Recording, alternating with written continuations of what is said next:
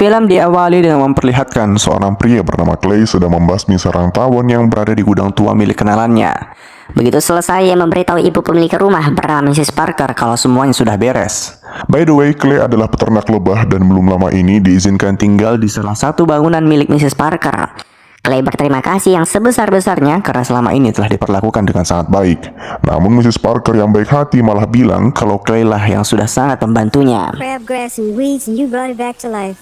I just wanted to thank you for putting up with me. Come back at supper time, let me feed you. Siang itu saat Mrs. Parker sedang bekerja, tiba-tiba di laptopnya muncul peringatan bahwa harddisknya telah terinfeksi virus dan harus segera diperbaiki dengan menelpon nomor yang tertera pada iklan. Sebenarnya kita semua tahu peringatan tersebut hanyalah sebuah scam ataupun tipuan. Tapi bagi lansia seperti Mrs. Parker yang bisa dibilang gaptek, langsung mempercayai iklan yang muncul di layar komputernya. Begitu nomor tersebut dihubungi, ia langsung terhubung dengan pria bernama Garnet. Mekanisme penipuan seperti ini sebenarnya simpel, di mana mereka menargetkan para lansia, kemudian menakut-nakutinya dengan bahasa komputer mereka tidak akan bisa diperbaiki, kecuali para korban mendownload sebuah software yang para penipu sudah sediakan di sebuah web khusus. Dan begitu terinstal, maka para penipu memiliki akses penuh untuk meretas komputer korbannya. Okay, I'm there. My computer's going crazy. Garnet bersama komplotannya sangat senang begitu tahu kalau Mrs. Parker memiliki uang senilai $2 juta. Tapi uang itu sebenarnya bukan miliknya, melainkan milik lembaga amal yang ia kelola. Namun tentu saja Garnet dan kawan-kawannya masa bodoh, yang penting ada duit ya disikat. Para penipu kemudian berpura-pura dengan salah transfer ke rekening milik Mrs. Parker dan minta tolong ditransfer balik. Tujuannya biar mereka bisa memantau password M-banking milik korban. Dan begitu transfer dilakukan, Garnet dan timnya langsung berhasil mensikat habis seluruh uang di rekening Mrs. Parker sendiri sejak siang sibuk memanen madu dari peternakannya. Rencananya hasil panen tersebut ia ingin berikan ke Mrs. Parker sebagai rasa terima kasih. Tapi malam itu ketika Clay mendatangi rumah Mrs. Parker, telah terdengar bunyi alarm kebakaran. Karena khawatir rumahnya telah dimasuki seorang perampok, Clay mengambil pisau di dapur untuk berjaga-jaga. Tapi begitu ia masuk ke ruang tengah, dirinya menemukan Mrs. Parker yang telah mati akibat bunuh diri. Di saat yang sama, putri Mrs. Parker bernama Verona, yang kebetulan seorang anggota FBI, tiba-tiba menodongnya dengan pistol, mengira kalau Clay adalah penjahat yang telah membunuh ibunya. I'm so sorry. Best and only part. Suicide. You can't be serious. Tak lama kemudian, polisi datang ke TKP. Setelah diselidiki, mereka yakin kalau Mrs. Parker mati akibat bunuh diri. Tapi tetap saja, Verona tak percaya kalau ibunya bertindak demikian. Begitu Clay diinterogasi, ia pun menjelaskan dengan singkat kenapa ia masuk ke rumah Mrs. Parker tadi. Tapi untuk memastikan dirinya bukan pelaku kejahatan, Clay kemudian dibawa ke kantor polisi untuk interogasi lebih lanjut. Who the fuck are you? I keep these. Pandangan Verona terhadap Clay langsung berubah begitu ia menemukan rekening ibunya semuanya kosong. Ia langsung sadar kalau ibunya habis kena tipu dan itulah alasan mengapa Mrs. Parker bunuh diri. Maka dari itu keesokan paginya, Verona langsung menemui Clay dan meminta maaf yang sebesar-besarnya karena telah menuduhnya sembarangan. Ia bahkan mengajaknya ngopi untuk ngobrol lebih lanjut. Verona bilang selama ini ibunya selalu hidup sendirian, apalagi sejak kakaknya yang seorang mantan marinir meninggal. Saat ditunjukkan fotonya, Clay ternyata memiliki kemiripan dengan kakaknya. Mungkin itulah alasan mengapa almarhumah Mrs. Parker sudah menganggapnya sebagai anak sendiri. Ia juga memberitahu Clay kalau semalam dirinya menemukan fakta bahwa ibunya habis kena tipu. Belum lagi, semua uang yang dicuri adalah uang amal yang ibunya kelola. Sebagai anggota FBI, Verona sudah meminta temannya untuk mencari tahu lokasi dari para penipu. Tapi FBI sekalipun tak bisa menemukannya. Kalaupun ditemukan, rata-rata perusahaan penipu seperti itu selalu lolos dari jeratan hukum. Stealing from an elderly person is as bad as stealing from a child. And so help me God, I'm gonna get these motherfuckers. I need to take care of the hive. Clay kemudian membongkar salah satu kotak sarang lebahnya dan mengambil sebuah paket yang berisikan ponsel khusus untuk menelpon kenalannya. Ia meminta tolong agar temannya ini mencari tahu di mana lokasi dari orang-orang yang telah menipu Mrs. Parker. Dan cukup beberapa jam kemudian, temannya berhasil mendapatkan info yang diinginkan. Tapi tunggu dulu, siapa mereka? Kalau sekelas FBI aja nggak mampu menemukan para penipu tadi, mengapa kenalan Clay bisa melakukannya dalam sekejap? You found them. Sure. Singkat cerita, begitu tahu lokasi dari para penipu tadi, Clay langsung ke sana dengan membawa 2 buah jerigen berisikan minyak. ketika ditanya para penjaga di sana mau ngapain, Clay dengan santainya bilang ingin membakar habis seluruh gedung mereka. Awalnya mereka pikir Clay cuma bercanda sampai tiba-tiba There's gonna be a fire. Begitu naik ke lantai atas, ia kemudian menyuruh para penipu untuk mengikuti kata-katanya bahwa mulai sekarang mereka semua akan berhenti mencuri. Tapi tentu saja yang ada Clay malah ditertawakan. Maka dari itu, ia menghajar salah satu pegawai yang menertawakannya. Repeat after me.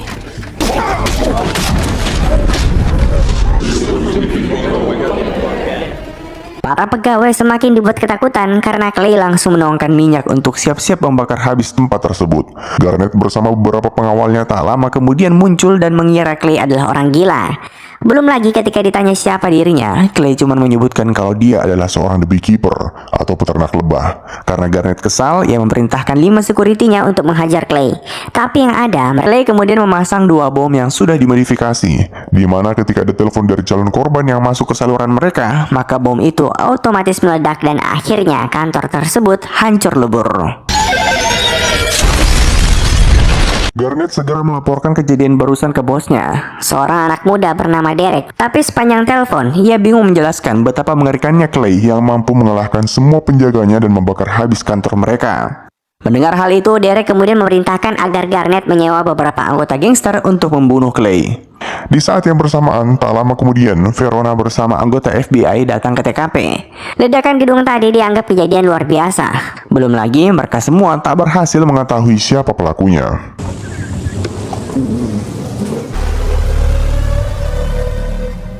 Singkat cerita, setelah mencari sana-sini, Garnet bersama anggotanya berhasil menemukan lokasi Clay. dan saat ia masuk ke gudangnya, Para gangster menghancurkan seluruh kandang lebah yang Clay telah rawat. Setelah itu barulah mereka ikut masuk ke dalam untuk melakukan aksi balas dendam. tanpa basa-basi, mereka Berkali-kali menembakkan senjatanya secara brutal dan mengira Clay telah tewas. Tapi yang ada, Clay malah berhasil membunuh para gangster satu persatu ketika mereka sedang berpencar. hingga akhirnya tersisa Garnet seorang diri.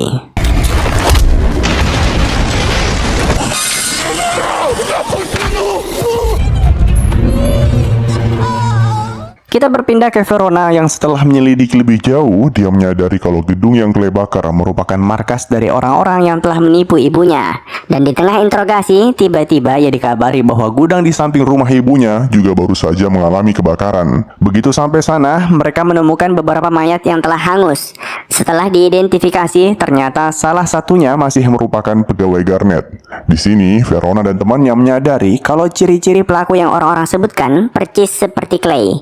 Apalagi mereka mendengar kalau pelakunya bilang dirinya adalah seorang peternak lebah. Garnet sendiri saat di pertengahan jalan tak berhenti menangis akibat kehilangan beberapa jarinya. Ia kembali mengabari Derek bahwa aksi mereka berujung fatal.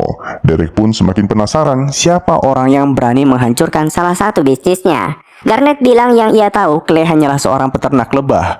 Dan di tengah percakapan, tiba-tiba Clay kembali muncul. Tanpa cincai, Garnet kemudian diikat ke sebuah tali yang terhubung ke mobil milik Clay. Lalu mobil itu langsung dijebloskan ke danau. Clay kemudian melanjutkan telepon Derek dan berjanji akan membunuhnya. Mendengar hal itu, Derek panik dan meminta bantuan salah satu komisaris di perusahaannya bernama Wallace, yang kebetulan mantan direktur CIA. Melihat banyaknya korban yang telah mati, plus pelakunya cuma bilang dirinya adalah seorang beekeeper, membuat Wallace ketakutan. Dia bilang seandainya memang benar Clay adalah the beekeeper, maka nyawa Derek tak bisa lagi diselamatkan. Mendengar itu, Derek semakin bingung siapa Clay sebenarnya dan apa itu the beekeeper, yang nanti akan terjawab di pertengahan film. You've disturbed the beekeeper. Oh, there's nothing I can do or anybody else to stop it. You're scared? Yeah, right, I'm scared. Bukan cuma Derek yang berusaha mencari tahu jati diri Clay. Verona dan temannya juga mencoba melakukan hal yang sama, namun temannya bilang Clay seakan-akan terbang di bawah radar selama ini. FBI tak bisa menemukan info apapun terkait masa lalunya. Seakan-akan memang sengaja disembunyikan. Tak lama kemudian, mereka berdua kembali mendapat info kalau jasad Garnet ditemukan di sungai, dan membuatnya semakin yakin kalau Clay memang bukan orang sembarangan. Never been printed or Adam Clay doesn't exist. Check this out. Sebenarnya Wallace tidak ingin melawan Clay, Tapi karena ibu Derek menelponnya secara personal, ia terpaksa harus mengusahakan yang terbaik untuk menyelamatkan putranya. By the way, ibu Derek adalah seseorang yang sangat powerful, tapi kita belum diberitahu apa jabatannya. Nah, singkat cerita, Wallace kemudian menelpon direktur CIA saat ini dan minta tolong untuk mencari tahu apakah benar Clay adalah salah satu dari anggota The Beekeeper. mendengar kata The Beekeeper membuat si direktur CIA langsung keringat dingin, dan dalam beberapa jam kemudian si direktur kembali nelpon untuk menyampaikan bahwa Clay memang anggota The Beekeeper, tapi telah pensiun. Untuk membantu Wallace mengatasi masalah ini, mereka segera mengirimkan anggota Beekeeper lainnya untuk membunuh Clay. Malam itu saat Clay sedang singgah isi bensin, tiba-tiba dirinya didatangi oleh The Beekeeper.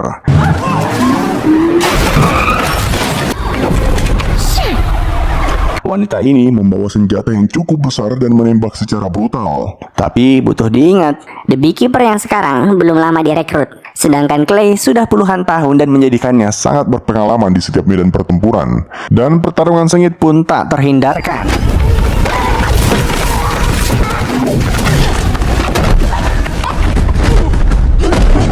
karena tak bisa mengalahkan Clay dengan berbagai serangan, The Beekeeper kemudian mengeluarkan senapan mesin dan menembak ke berbagai arah. hingga akhirnya Clay berhasil menghentikan kegilaan musuhnya dengan membakarnya hidup-hidup. Sebelum pergi dari lokasi, Clay sempat memotong jari dari The Beekeeper. Di lain sisi, Wallace tak lama kemudian diberitahu bahwa The Beekeeper yang mereka utus telah dibunuh oleh Clay, dan CIA memilih untuk tidak ingin ikut campur lebih jauh lagi. Tentu saja, hal itu membuat Wallace semakin ketakutan. You're on your own. Keesokan harinya, Untuk mengalahkan Clay, Wallace kemudian menyewa sebuah private security andalannya. berisikan mantan pasukan khusus terbaik Amerika. Namun sebelum memulai aksinya, Wallace memberitahu kalau Ada sebuah program yang selama ini dirahasiakan oleh negara. bahkan dia juga baru tahu ketika dirinya menjadi direktur CIA, dan program itu bernama The Beekeeper. Kata Wallace, fungsi The Beekeeper hanya satu, yaitu menjaga Kestabilan sistem yang telah dibangun, yang diibaratkan sebagai sarang lebah. Jika ada lebah yang mencoba merusak sistem, maka The Beekeeper mengembalikan situasi sebagaimana mestinya. belum lagi pasukan The Beekeeper diberikan kewenangan untuk menilai mana yang mereka harus eksekusi dan mana yang mereka biarkan hidup. Wallace bilang, walaupun mereka berjumlah puluhan orang, belum tentu bisa menang melawan Clay yang seorang diri. There are programs even I wasn't privy To act on their own judgment. You are, in other words, pussies. Di waktu yang sama, Verona mendatangi lokasi pertempuran Clay semalam. ada banyak hal menarik yang mereka temukan di lokasi. Salah satunya jasad dari The Beekeeper yang Tak diketahui identitasnya, serta mereka juga mulai membaca kemana tujuan Clay sebenarnya. Dari sana, mereka berdua dipanggil menghadap ke salah satu petinggi FBI. Verona kemudian memaparkan hasil investigasinya, di mana Clay dipercaya akan datang ke kantor pusat dari para penipu yang telah ia bakar kemarin. Clay berencana untuk membakar habis server utamanya. Maka dari itu, untuk menangkap Clay, Verona meminta FBI mengirimkan bantuan tim SWAT ke lokasi. And we believe that this is his next target. that shouldn't be a problem. Thank you. Di mana Clay saat ini? Ia sedang mampir ke markas The Beekeeper. Jari yang tadi ia potong ternyata berfungsi sebagai akses masuk ke sana. Di dalam markas terdapat berbagai macam senjata serta komputer khusus yang Clay gunakan untuk mencari lokasi kantor pusat Dari para penipu yang saat ini terletak di Boston. Singkat cerita, tempat yang Clay ingin hancurkan Saat ini telah dikepung oleh pasukan gabungan dari FBI plus pasukan private security yang Wallace telah sewa. Setelah berdebat, mereka membagi tugas. Tim SWAT menjaga di bawah, sedangkan pasukan Wallace berjaga di atas. Nah, di situasi seperti ini, kalian mungkin berpikir Clay akan menyusup dari pintu belakang dan sebagainya. Tapi ternyata ia langsung masuk dari pintu depan. Tiba-tiba menyusup di antara tim SWAT yang sedang berdiskusi tentang cara menangkap dirinya sendiri.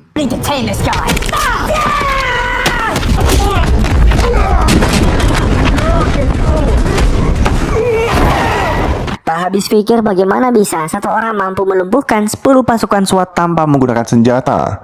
Dari sana, Clay berhasil masuk ke gedung. Sedangkan di lantai atas saat ini sedang terjadi perdebatan antara pegawai Derek dan pasukan Wallace, di mana sang manajer perusahaan Derek tak ingin berhenti beroperasi, walaupun dalam keadaan genting. Maka dari itu, Derek tak lama kemudian nelpon dan meminta agar pasukan yang mereka bayar membiarkan anak buahnya tetap bekerja. Dan begitu para pasukan Wallace keluar dari ruangan, tiba-tiba Clay sudah berhasil menyusup di antara pekerja lainnya.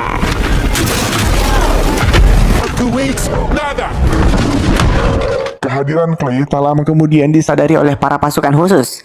Ia ditembaki habis-habisan, namun Clay langsung segera kabur untuk Bersembunyi. jumlah musuh yang terbilang banyak membuat Clay harus mencari cara untuk Menghabisi mereka sekaligus. Di scene ini kita kembali diperlihatkan bahwa sekelas mantan Pasukan khusus bukan tandingannya. Dengan cepat, Clay berhasil mengalahkan Pimpinan pasukan yang Wallace kirim.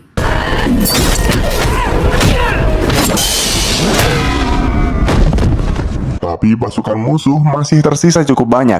Maka dari itu, Clay kembali memasang sebuah perangkap berupa tali baja ke sekitar lift. lalu memancing mereka semua untuk masuk ke sana. Begitu musuh terpancing, Mereka semua mencoba menembak Clay secara Bersamaan, namun lift tersebut ternyata telah Clay pasangi bom.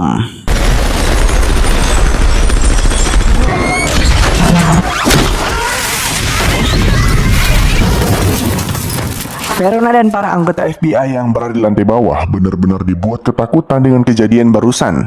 Sedangkan Clay langsung kembali masuk ke ruangan untuk menghajar sang manajer perusahaan. Clay ingin tahu siapa bos mereka sebenarnya. Awalnya, si manajer tak ingin buka mulut Sampai ia tak tahan akan siksaan yang Clay berikan. Tapi manajernya bilang, sekalipun Clay tahu, ia jamin dirinya tak akan berani menyerang Derek. Karena ternyata Derek juga bukan anak sembarangan. Nobody's untouchable. Verona sempat memergoki Clay di lantai atas. Ia memintanya untuk menyerahkan diri. namun sebelum kabur, Clay bilang kalau orang-orang yang akan ia Hukum tak akan bisa diadili Melalui meja pengadilan. Maka dari itu, ia harus menghancurkan mereka semua dengan tangannya sendiri. Wiley. Holy shit. Karena timnya kalah, Wallace Kemudian bilang, satu-satunya cara untuk Melindungi Derek saat ini adalah bersembunyi di balik kekuasaan ibunya. karena ibu Derek ternyata adalah Presiden Amerika Serikat. Verona dan temannya juga telah Menyadari kalau Derek adalah target selanjutnya. Maka dari itu, ia memberitahu pimpinan FBI untuk berjaga-jaga. Karena keluarga Presiden sedang dalam bahaya. Tapi penyelidikan Verona tak sampai sana. Ia juga berhasil mengungkap kebusukan perusahaan Derek yang keuntungannya Selama ini ternyata digunakan ibu Derek untuk berkampanye. Tidak menutup kemungkinan Presiden juga bisa ikut dihabisi oleh Clay karena telah menikmati uang haram. A strike at the heart of the problem. President Danforth, sir. keesokan harinya, kediaman Presiden terlihat dipenuhi pasukan bersenjata. Mereka telah mengantisipasi kedatangan Clay. Menurut Wallace, pas pampres bahkan belum cukup untuk mengalahkannya. Maka dari itu, ia juga menyewa seorang pembunuh bayaran bernama Lazarus. Ia cukup terkenal karena pernah membunuh salah satu The Beekeeper. Walaupun ia bilang itu pun terjadi karena dirinya sedang beruntung. Had your business out of her? I'm fucking lucky. You got to tell me what's going on, Wallace. Clay sendiri saat ini sedang menerobos masuk melalui jalur pembuangan saluran air. Begitu sampai ujung terowongan, ia berhasil keluar tepat di bawah mobil yang sedang diberhentikan untuk pemeriksaan. Tapi tentu saja bagian bawah mobil juga tak luput dari perhatian petugas. Dan memang ternyata tujuan Clay bukan untuk menyelinap ke bawah mobil, melainkan mengambil pakaian milik petugas yang berjaga. Sebelum masuk ke gedung utama, Clay diam-diam juga telah berhasil memasang beberapa bom.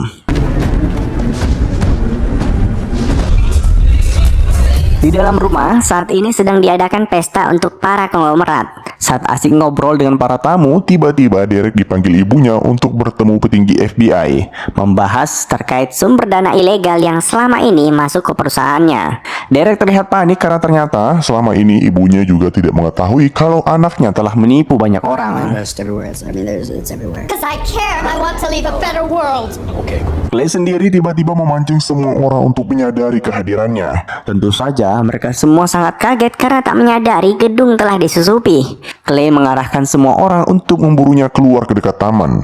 Dengan sengaja mengumpulkan mereka sekaligus. Dan saat Lazarus sudah akan membunuh Clay, tiba-tiba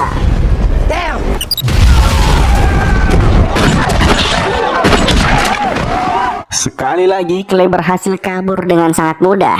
Dari sana ia menuju ke ruangan tempat Derek dan ibunya sedang bersembunyi. Tapi tentu tidak akan mudah karena jalur tersebut dipenuhi dengan pasukan gabungan. Namun Clay menyapu bersih semua musuhnya. Seakan-akan jumlah musuh yang puluhan orang bukanlah sebuah masalah. Derek saat ini sedang berdebat hebat dengan ibunya. Mereka berdua juga terlihat cukup panik setelah diberitahu kalau Clay sedang menuju ruangan mereka. Tapi sebagai seorang pimpinan yang jujur, ibu Derek bilang mereka harus bertanggung jawab akan semua perbuatannya. termasuk jika harus ditahan oleh aparat hukum sekalipun. Tell the truth. Everything? Well, so be it. Kita berpindah ke Clay yang setelah berhasil Mengalahkan para pasukan SWAT kembali harus berpapasan dengan Lazarus. Pertarungan keduanya cukup sengit mengingat Lazarus juga bukan orang sembarangan. Ia memiliki power yang cukup Kuat hingga berhasil menusuk perut Clay. Tapi tentu saja si botak overpower selalu mampu menemukan cara untuk menghabisi musuhnya.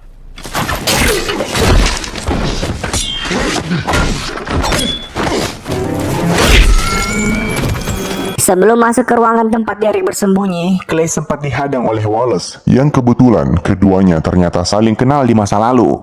ia berusaha menghentikan Clay, namun si botak bilang hal ini bukan hanya soal sistem yang hancur, Tapi lebih ke personal, karena Derek telah membunuh orang yang berharga baginya. I want to step back. Now, see.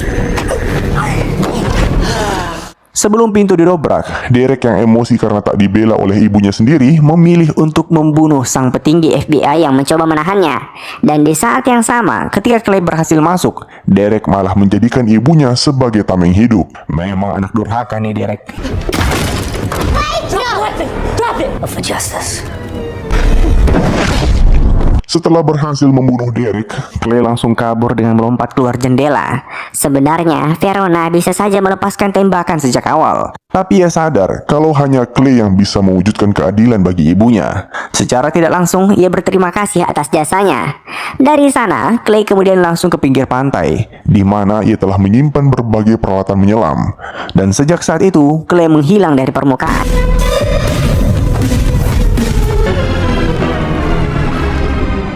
Dan dengan begitu, film pun tamat. Akhirnya agak nanggung, tapi kayaknya bakal ada sequel keduanya. Nanti kita saksikan. Terima kasih telah menonton. Sampai jumpa di film selanjutnya. Jangan lupa komen, like, dan subscribe.